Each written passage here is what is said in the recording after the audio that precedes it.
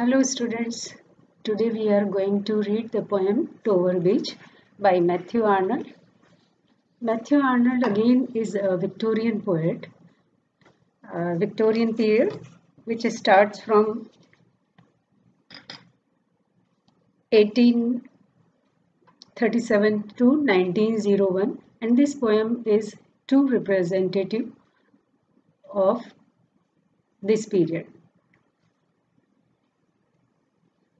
Matthew Arnold's life period is from 1822 to 1888. He was educated at Oxford. He was an inspector of schools for several years, and he very well knew the strengths and weaknesses of education and schools in England. Matthew Arnold was a professor of poetry at Oxford from 1857 to 1867. Quite a good period of 10 years, and during this period he produced a good amount of poetry, short poems, but later in his life he turned to social and literary criticism, and he turned to prose, and we can notice that the poetry which he himself wrote failed to meet the level of criticism he himself wrote. And there are three famous essays on criticism. First, there are three works on criticism, and namely they are essays on criticism. Second is Culture and Anarchy, and third is Literature and Dogma. And particularly about the poem, this poem was published in 1867. This is a short lyric poem. And what are the qualities of lyric? Lyrical poem is a poem which has musical qualities in it, and at the same time it expresses emotion. That emotion may be sad or happy, but the poem is intensely emotional. The second point about this poem is it is considered an elegy. And what are the qualities of an elegy? Elegy is a poem which mourns or which laments about loss of something. Here we may see, or we may notice that this poem is lamenting the loss of faith of people in religion. The third point about this poem is the poet laments the dying light of faith, and the fourth point is shows Arnold's concern for the world. The poem is emotional.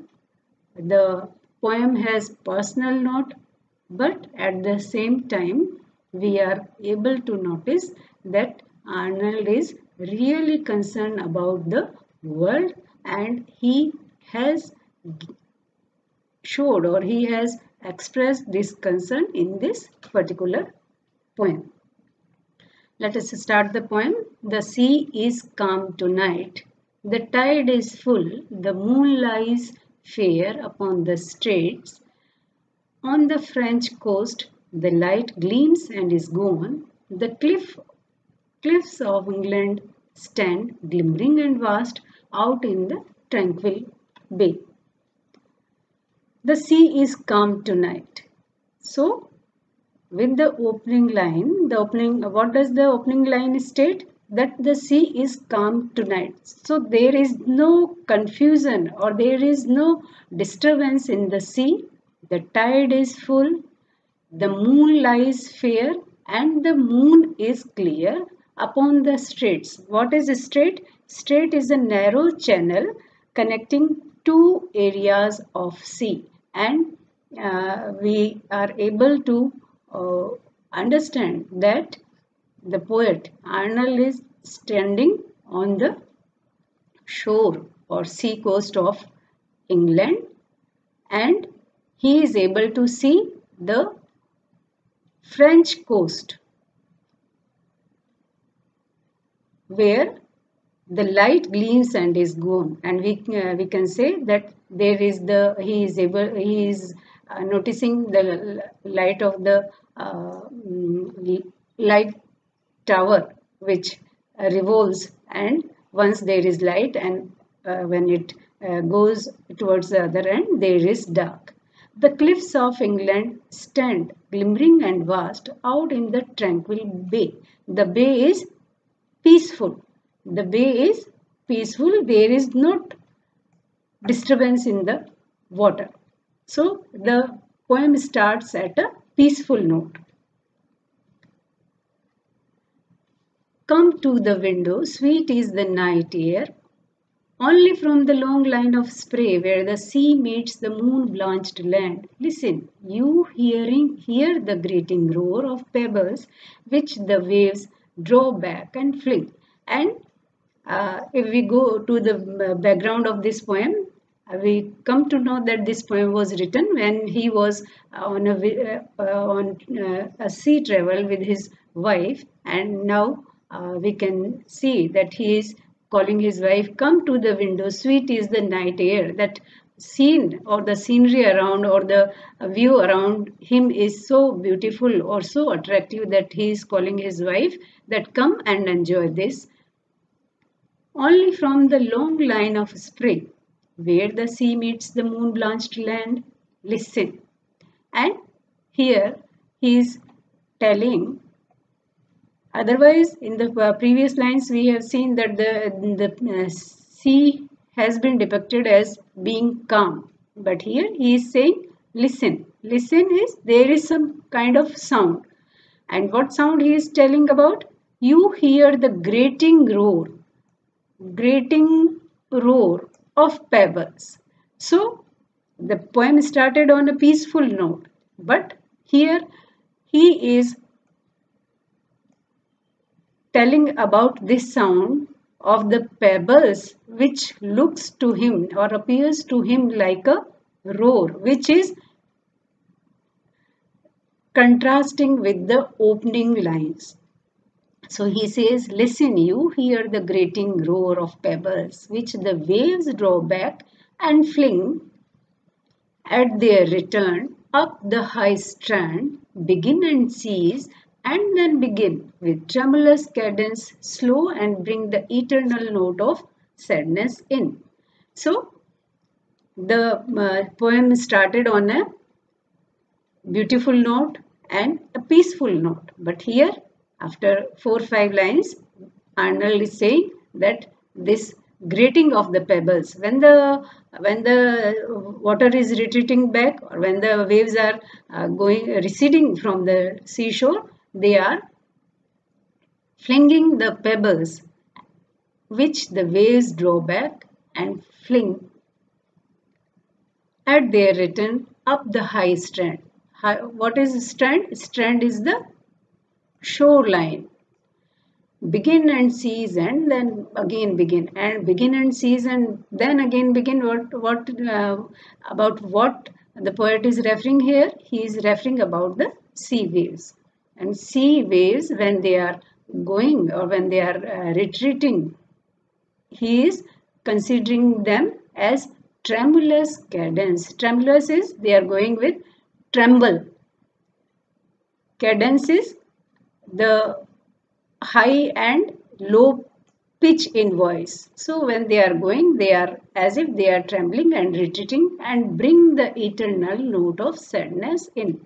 With the retreating of the waves, the pebbles of the shore are exposed, and the reader or the person who is watching, he may notice that the pebbles are exposed, and this coming and going of the waves brings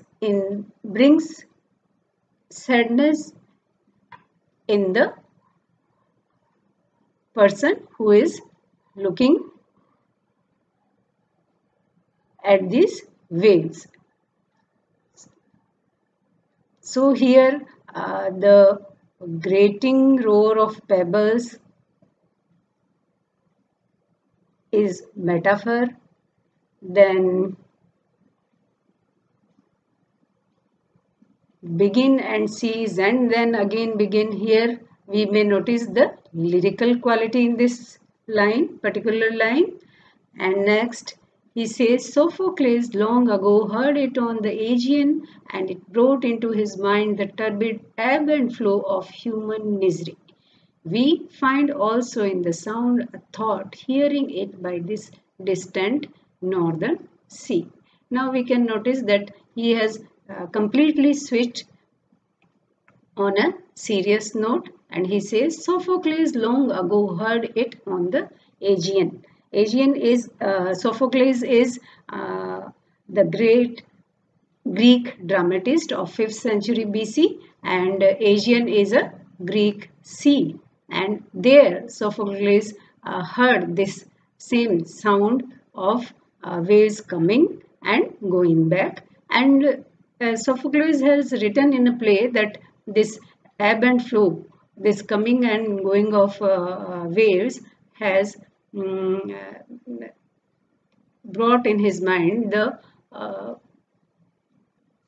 the misery and happiness of people, which keeps coming in their lives and going back. In the same way, the waves are touching the shore, touching the sea shore and coming, going back. So here we can see that he is comparing the ebb and flow or the waves of the sea with human misery. We find also in the sound a thought, hearing it by this distant northern sea. And Arnold says that Sophocles heard it on the Greek shore, and we, the people of England, can hear the same sound of waves here in the northern sea, at the shore of England or European coast, and we can find the sound bringing us the same thought of human misery, which keeps on returning just like these waves. The sea of faith was once too at the full, and round earth's shore lay like the folds of a bright girdle furled. But now I only hear its melancholy, long withdrawing roar, retreating to the breath of the night wind down the vast edges, drear and naked shingles of the world. The sea of faith was once too at the full. So we just now talked that Arnold was concerned about the world, and here we can see that he is talking about the sea of faith was once too at the full. So because this around this time the theory of evolution by Darwin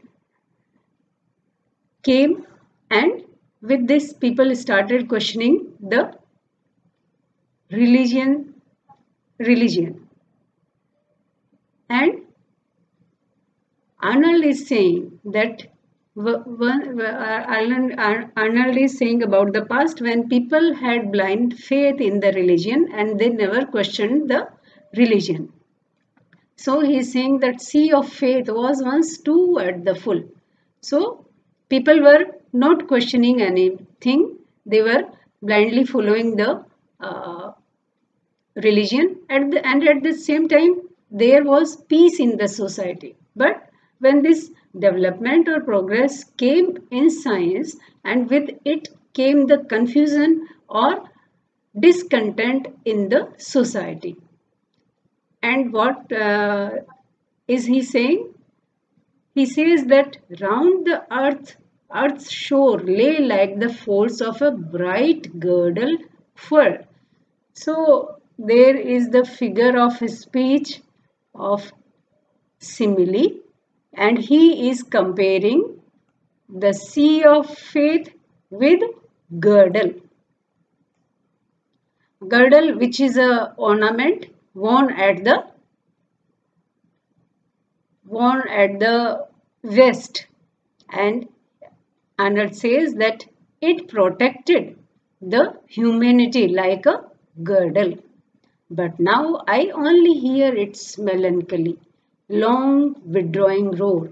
But the same sea, in the opening lines, the sea which was providing peace to the poet is appearing him to be melancholy, retreating to the breath of the night wind down the vast edges drear and naked shingles of the wall.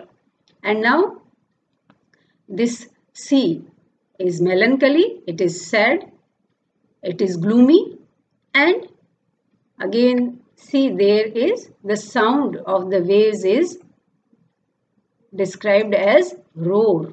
Roar, which is not a soothing sound. So he says that it's melancholy long withdrawing roar, retreating to the breath of the night wind, and in the night when these waves are retreating, when they are going back down the vast edges, drear and naked shingles of the world. So when this water is retreating, it is exposing the naked shingles of the world. What are the shingles? Shingles are the problems of the world.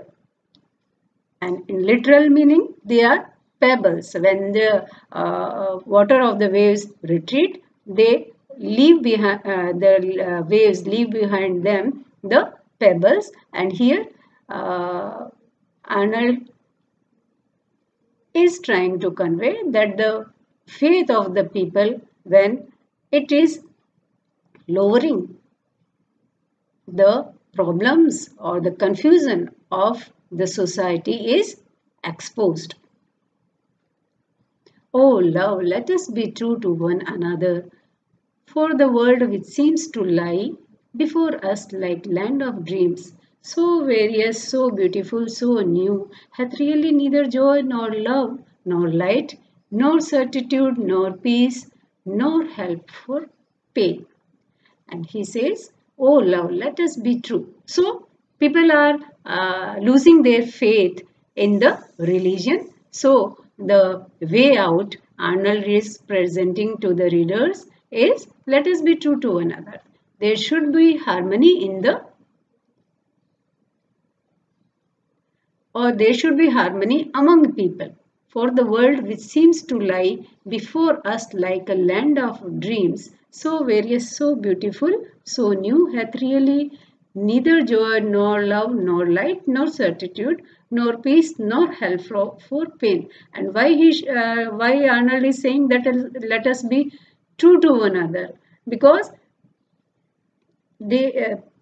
humanity at large is losing faith in the religion, and they are not finding peace in the religion. So the way out Arnold is presenting is, he is saying that let us be true to one another, let us be faithful, or let us be loyal to each other, because the world which seems to lie before us like a land of dreams. Again here we can see that there is the figure of speech is simile. Here the world is compared to land of dreams. So he says to one for the world which seems to lie before us like a land of dreams. So he says this world which has such a variety, so beautiful, so new, there are so many qualities in this world, but it has neither joy nor love nor light nor certitude. What is certitude? Certainty. So each step forward is uncertain, nor peace nor help for pain. So the peace which we are looking here is not offered to us. And we are here as on a darkling plain, swept with confused alarms of struggle and flight, where ignorant armies clash by night. And Arnold says that people in this world today, in this developed world, and if we can say, Arnold is talking about the world which appeared after industrialization in England.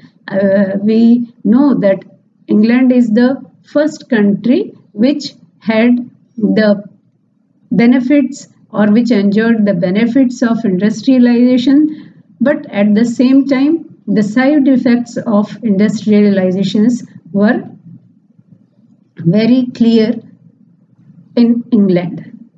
So he says, and we are here as on a darkling plain, swept with confused alarms. And he compares this world as a place of war, as a war,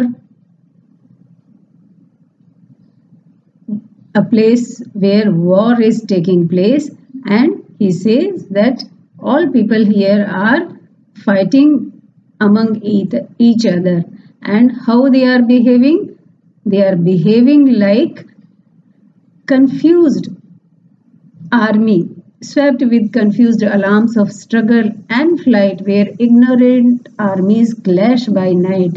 And why night? Because the light of faith is gone and there is dark. People are not able to see clearly what they should do. They don't have any help and they are fighting among themselves. They don't know who the enemy is. So these are the last lines or concluding lines which say that swept with confused alarms of struggle and flight, where ignorant armies clash by night. So this displays the picture which Arnold tries to show us, that today's person behave in a way which is confusing, and he does not have a clear vision in front of him that what he should do and what he should not, because the light of faith is gone away from the people of industrialized world. So this is how we have read this poem by Matthew Arnold, and now we can go to the exercises. There are 3 questions. First question is, contrast the opening lines with the concluding lines of the poem and comment upon them. And as I told you that the first lines of the poems, the sea is calm tonight. So the opening line shows the quality of the sea, which is offering peace, which is offering joy to the viewer. But in the concluding lines, we can see that there is confused alarms, struggle, flight, ignorant armies, then clash. All these words express disturbance. So the lines, opening lines offered peace, joy, but the concluding lines are giving us a view of confusion. So contrast the opening lines with the concluding lines of the poem, and we are able to notice that there is a complete shift of the thought of the poet. There is complete shift in the thought of the poem. And the second question is, write a note on the personal element in the poem. Definitely there is personal element. The poet is happy at the time of the opening of the poem, and in the last lines we have just noticed that it is presenting a confusing element, and he himself, the poet, is expressing the thought of the people of his period, that is Victorian period, and at that time industrialization took place, and due to that people had lost their peace, and they were confused, and at the same time people started questioning the biblical faith. So this poem displays his Arnold's emotions clearly. The third point is write a short note on the imagery in Dover Beach, and the title itself, Dover Beach. Beach, the word beach brings in an image of sea in our mind, and there are many images coming up at various times in the poem.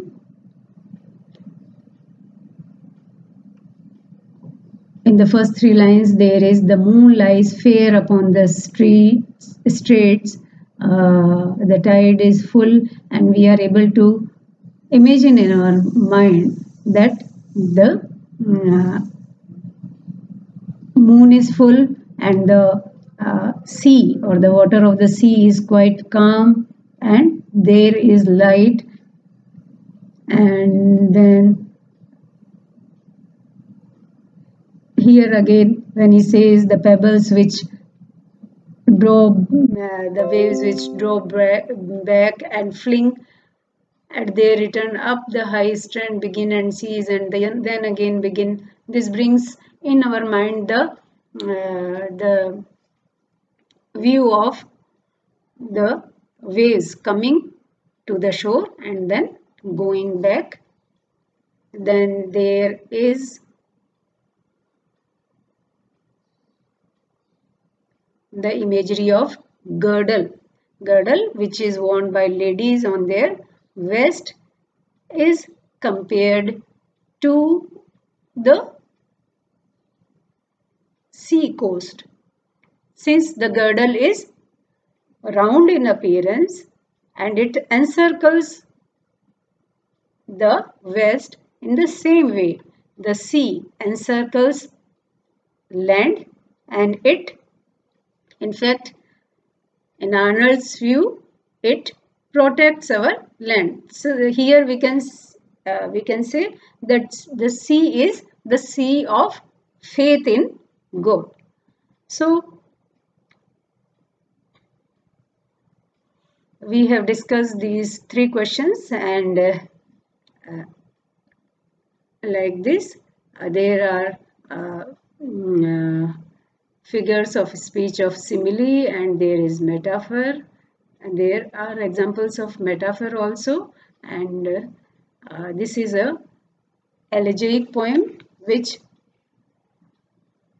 clearly denotes or which is a representative poem of the Victorian period, expressing about the society at large of that time.